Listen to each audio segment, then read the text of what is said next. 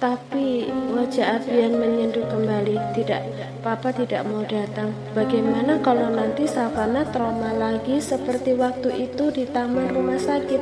Papa tidak mau membuat putri Papa ketakutan. Enggak, Pak.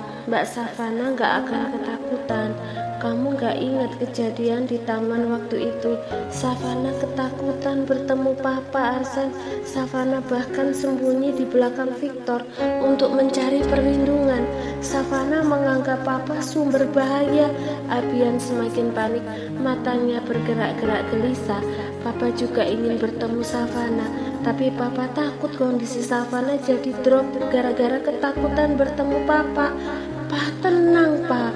Arsen menggenggam tangan Abian dan menatap lekat wajah tua itu. Dengarkan Arsen, Pak. Setelah seluruh fokus Abian tertuju padanya, Arsen mengusap punggung tangan keriput itu untuk menenangkan. Sebelum mengambil keputusan ini, Mbak Savana pasti sudah berpikir matang-matang. Aku yakin kalau Mbak Savana masih ketakutan bertemu Papa, Mbak Savana gak akan mengundang Papa ke acara dinner ulang tahun Azam dan Azura nanti malam. Selain itu, undangan ini juga pasti atas izin Bang Dario. Bang Dario selalu ingin melindungi Mbak Savana dan menjauhkannya dari bahaya. Jadi kalau Bang Dario mengundang Papa dan mengizinkan Papa dekat dengan Mbak Savana, artinya Papa bukan lagi sumber bahaya untuk Mbak Savana. Abian masih diam dengan ekspresi wajah terlihat mulai tenang. Semua pasti akan baik-baik saja, Pak. Jangan khawatir. Kalau Papa takut menyakiti Mbak Savana, Papa cukup melihat dari jauh. Tapi bukankah Papa sangat ingin bertemu dengan Mbak Savana? Ini momen yang tepat, Pak. Kapan lagi Papa bisa bertemu dengan Mbak Savana? Abian terdiam dengan pikiran berkecamuk. Benar juga yang dikatakan Arsen.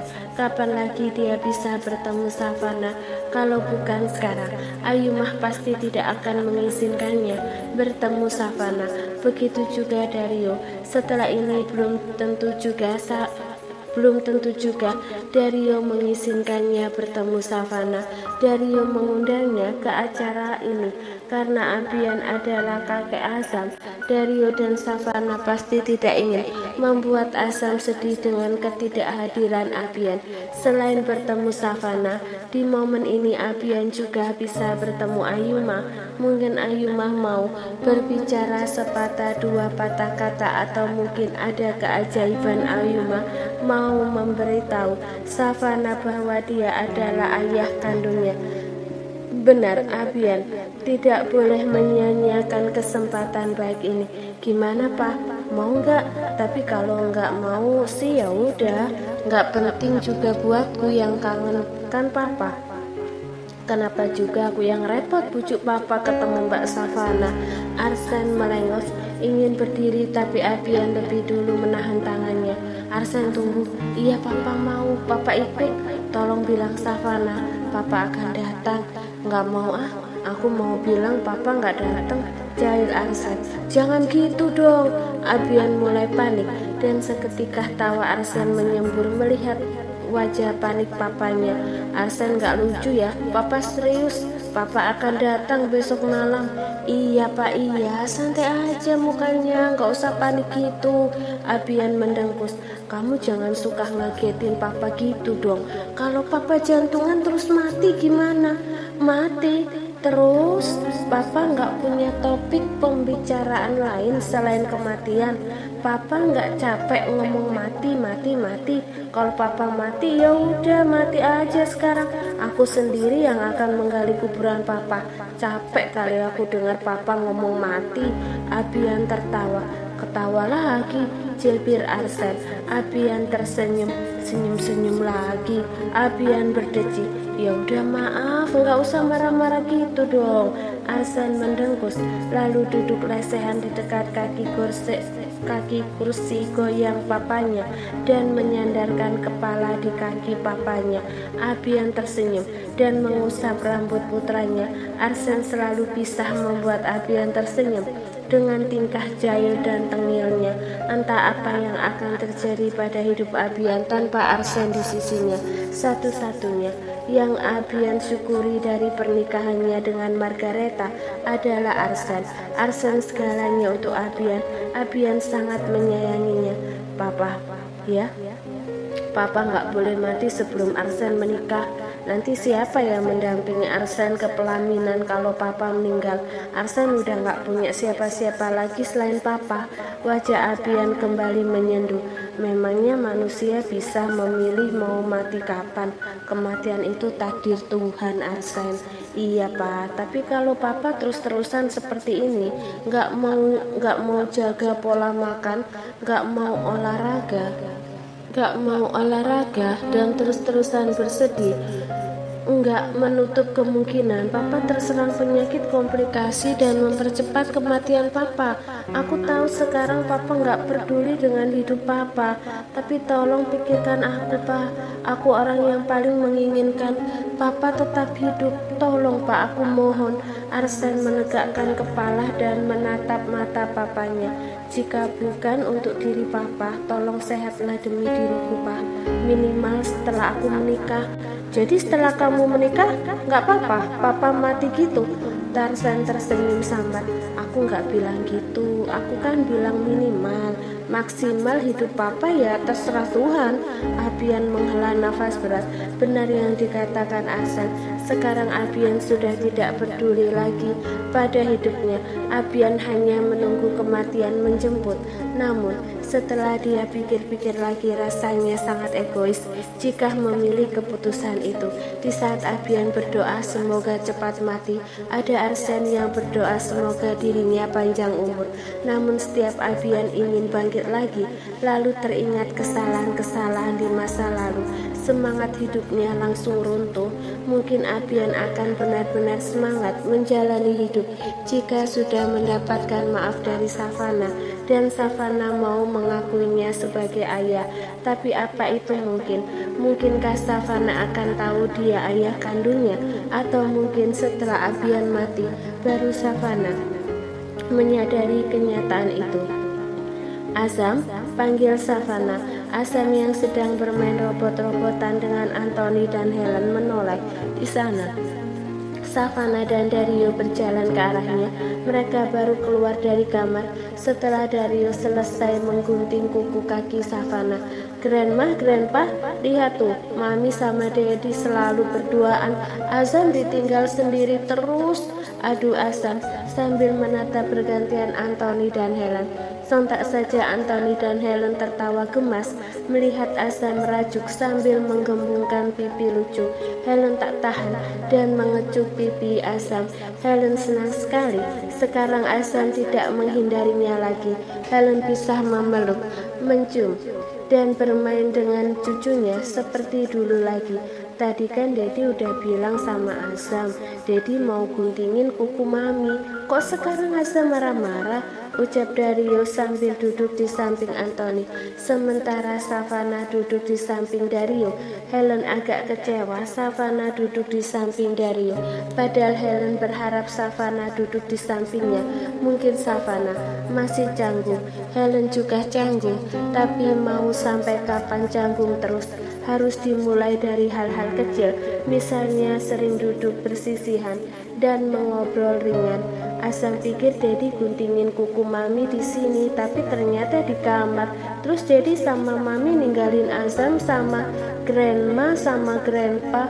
Ya kan sama aja, Azam bisa main sama Grandma Grandpa. Beda Dedi, Azam mau cuma mau Mami. Azam merangkak dan pindah duduk di samping Savana, lalu tiduran di pangkuan Savana dan meletakkan kakinya di kaki Dario. Anak ini. Dario menggelitiki kaki Azam. Mami, Dedi gelitikin kaki aku. Aduh Azam.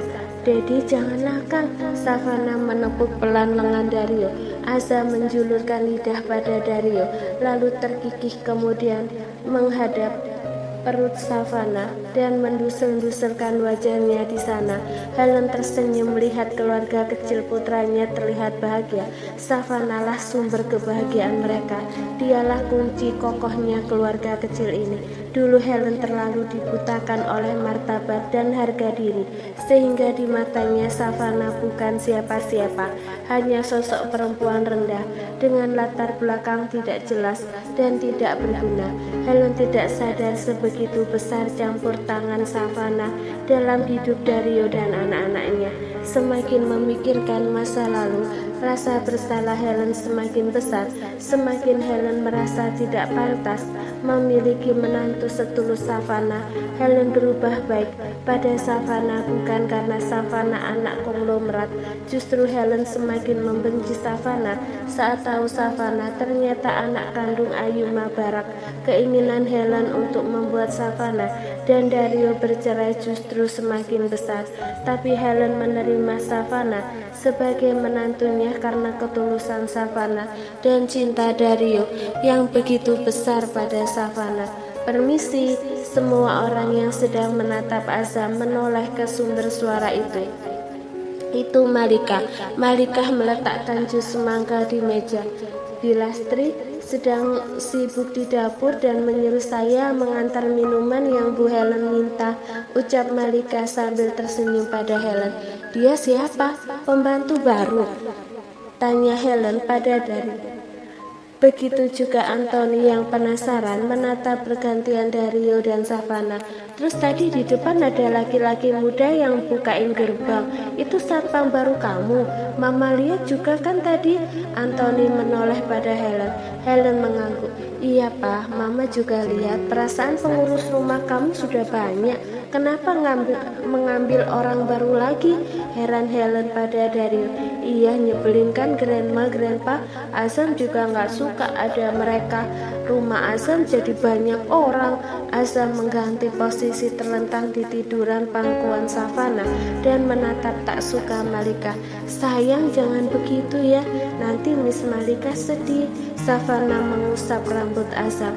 Miss Malika di sini hanya menjalankan tugasnya. Savannah mencoba memberi pengertian pada Azam, tapi tetap saja kalau Azam sudah tidak menyukai seseorang, akan sulit membuat Azam menyukai orang itu. Malika, kamu bisa ke belakang lagi, ucap Savannah. Iya Bu. Malika tersenyum sekilas pada Savannah lalu pergi ke dapur lagi. Menjalankan tugas apa maksud kamu Savannah? Tanya Helen sambil menatap Savannah. Savannah bingung harus menjawab apa. Takut keputusan Ayumah membawa Malika dan Edgar ke rumah ini mengecewakan Helen dan Anthony. Apalagi Ayumah tidak membicarakan itu dengan mereka. Namun karena Ayumah adalah ibunya, Savannah harus menjelaskan keputusan Ayumah pada Helen dan Anthony. Aku aja yang menjelaskan, ucap Dario yang seketika membuat Savannah lega. Savannah sudah kebingungan menjelaskan masalah ini. Untung saja Dario peka. Mama Ayumah yang mengirim Malika dan Edgar ke rumah ini, Pak. Mama Ayumah ingin menambah pengawasan Savannah.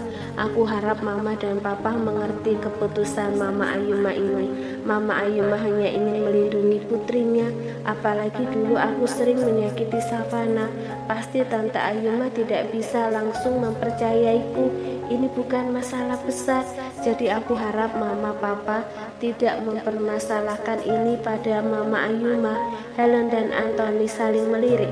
Anthony tidak terlalu mempermasalahkan keputusan Ayumah, tapi Helen kecewa. Padahal Dario sudah sehancur itu dan memohon-mohon agar Savannah tinggal bersamanya. Mana mungkin Dario menyakiti Savannah. Justru yang ada sekarang Dario akan pasang badan untuk melindungi Savannah. Meskipun kecewa, Helen juga tidak akan bisa mengubah keputusan Ayumah. Jika memposisikan diri sebagai Ayumah, mungkin Helen akan melakukan hal yang sama. Helen akan melakukan apapun untuk kebahagiaan Dario. Begitu juga Ayumah akan melakukan apapun kebahagiaan Savana. Gimana mah, Pak? Tanya Dario. Memangnya kami punya pilihan lain selain menjawab iya? Tanya Helen. Membuat Dario dan Savana meringis bersama. Kami melarang juga. Ayumah tetap menyuruh mereka tinggal di sini kan?